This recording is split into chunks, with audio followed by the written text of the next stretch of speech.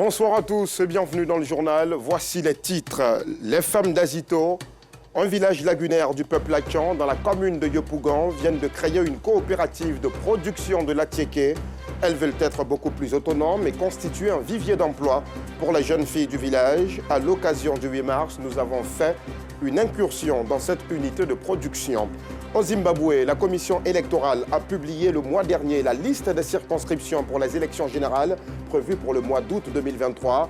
Pour l'organisation Team Pachedu, certaines coordonnées géographiques indiquent des lieux hors des frontières du Zimbabwe, allant même jusqu'en Antarctique ou au milieu de l'océan Indien.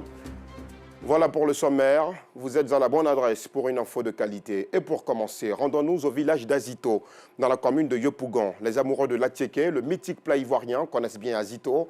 Le village abrite l'une des plus importantes unités de transformation du manioc en atiéké. Les femmes d'Azito en sont de véritables expertes. Elles ont un savoir-faire, un véritable talent pour confectionner cet aliment, un art gastronomique multiséculaire dont elles comptent bien user pour avoir leur autonomie. Et vous allez le voir, elles viennent d'ouvrir une coopérative de production de l'atiéké. Théodore Zouzou. Dans cet espace clos du village d'Azito, les femmes sont à la tâche. Elles évoluent désormais en coopérative de fabricantes d'atiéké pour conjuguer leurs efforts et parler d'une même voix. On faisait nos activités individuellement. En faisant individuellement, on a vu qu'il y avait beaucoup de choses qui ne marchaient pas. On ne pouvait pas avoir des subventions. Donc, nos partenaires nous ont demandé de se mettre en coopérative. Ce lieu, choisi par 66 femmes du village au départ, est aujourd'hui une usine de fabrication de sémoule de manioc appelée atiéké. Dès l'arrivée du tubercule de manioc, le travail, mené presque à la chaîne, commence. Seul objectif, produire l'atiéké en quantité suffisante. Nécessité donc de travailler par famille ou de faire recours à une main-d'œuvre extérieure, d'autres femmes à la recherche d'une ressource financière. Moi, mon travail, c'est de tailler le manioc. Quand je taille, on me paye 1500 par jour. Ce regroupement est une opportunité d'affaires pour les fournisseuses du tubercule, la matière première. De façon consensuelle, elles livrent le manioc à crédit. Je leur livre le manioc le lundi. Le jeudi, je viens récupérer l'argent. C'est à côté, il y a un peu de fatigue, mais à Azito, quand je viens, c'est rapide. Mon argent sort rapidement et je pars. On vend selon le prix des clients. Ceux qui veulent pour 2 000, ceux qui veulent pour 1 000 francs, ceux qui veulent pour 5 000, 10 000, 15 000, 20 000. Les livres. Ça nous livre le lundi. Le jeudi, elle vient prendre. Le jeudi, elle nous livre. Lundi, elle vient prendre. Ça nous arrange. Ces braves femmes travaillent selon leur organisation du lundi au samedi, dans la convivialité. Ce travail leur a donné un certain pouvoir, une place dans la société stratifiée Akan d'Azito. On a ouvert un compte soudainement, qu'on met l'argent là-bas. C'est cet argent, puisqu'il y a des mamans qui ne font plus l'activité d'atiéké, qui sont là. Quand on les aide chaque fin d'année, chaque année, on leur fait les petits cadeaux. Il y a des mamans qui sont là, qu'on soutient. Et puis les veuves aussi. Il y a des veuves qu'on soutient aussi. Cependant, elles rencontrent d'énormes difficultés en ce moment. En dehors de la broyeuse, tous les autres équipements sont en panne. Difficile également d'évacuer les eaux usées. Je suis en train de mettre la pâte de manioc en bas d'une machine pour presser. Ça nous fatigue. Mais on n'a pas le choix parce qu'on n'a pas encore réparé les machines là. Nous sommes obligés de passer à la main.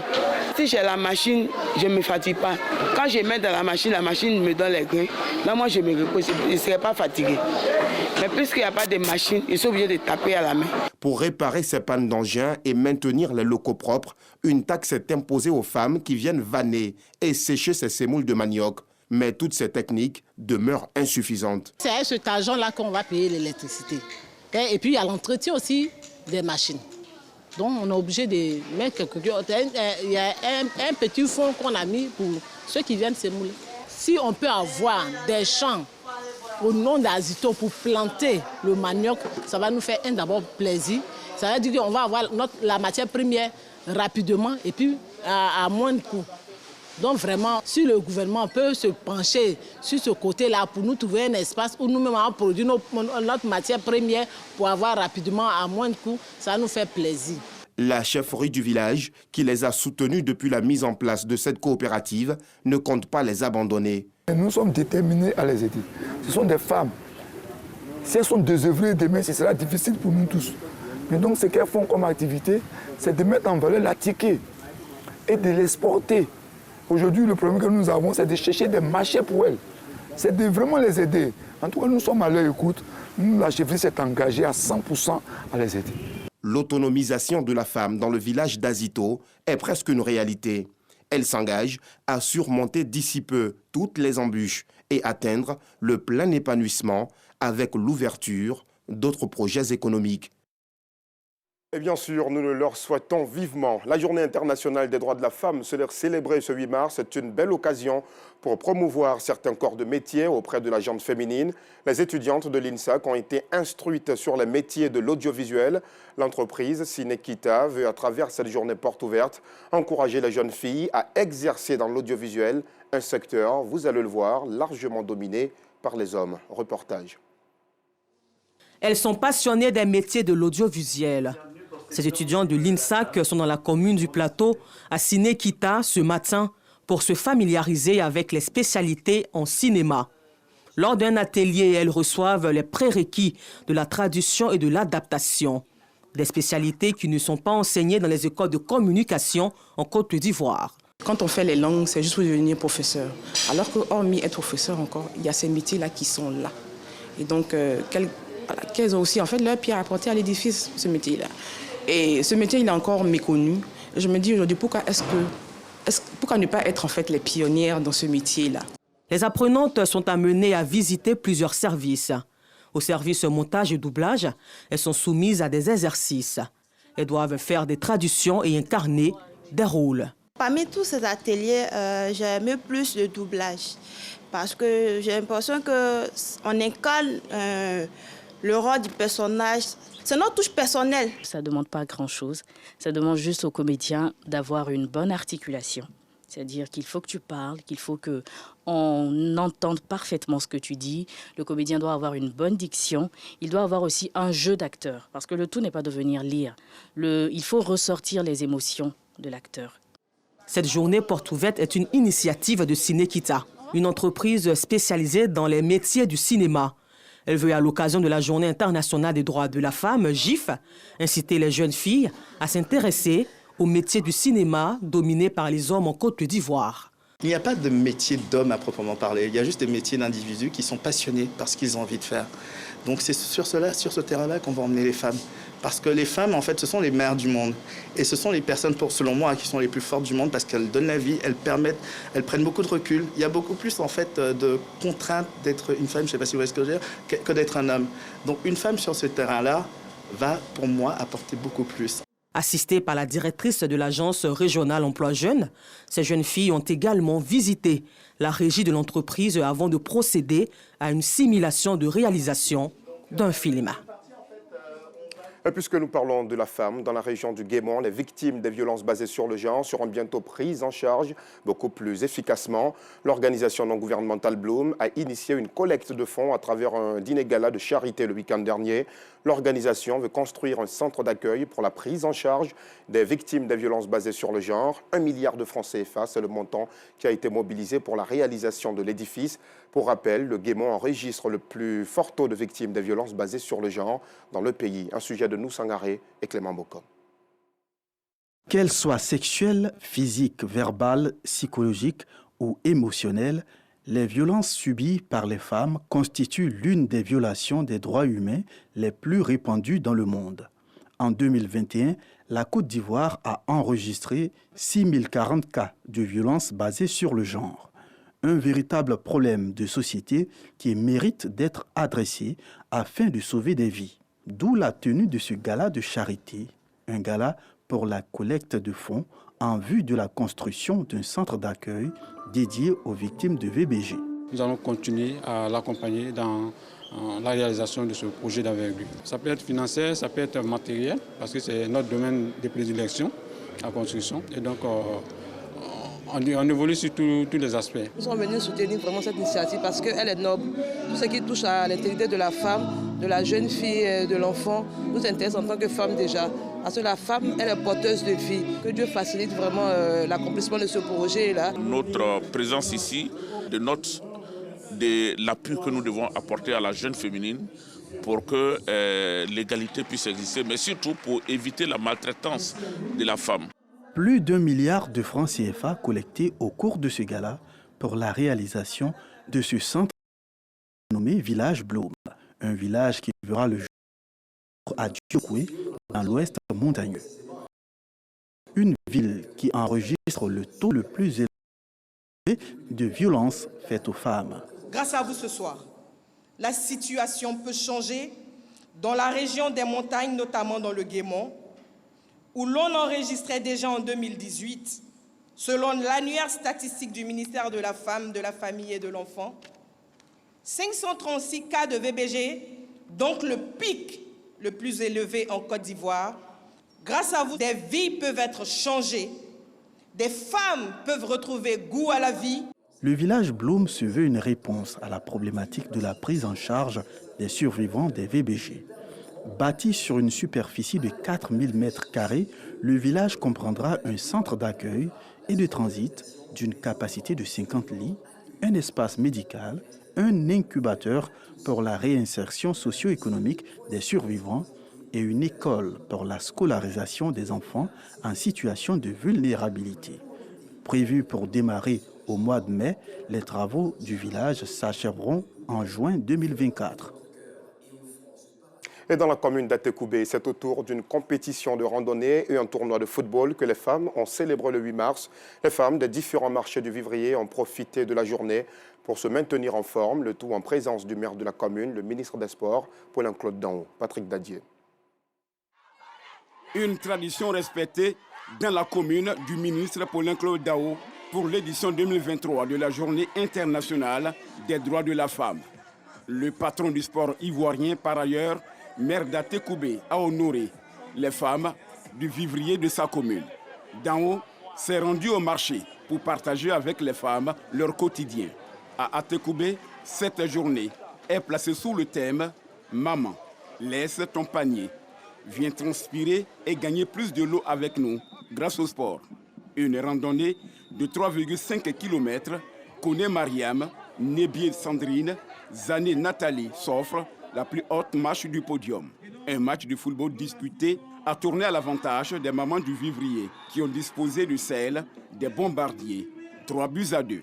Nous les femmes, nous sommes les maillons essentiels dans la vie. On a fêté le 8 mars à une autre manière en jouant le ballon. Bon, il y a d'autres même qui n'ont jamais touché la balle, mais vraiment ça nous fait très plaisir.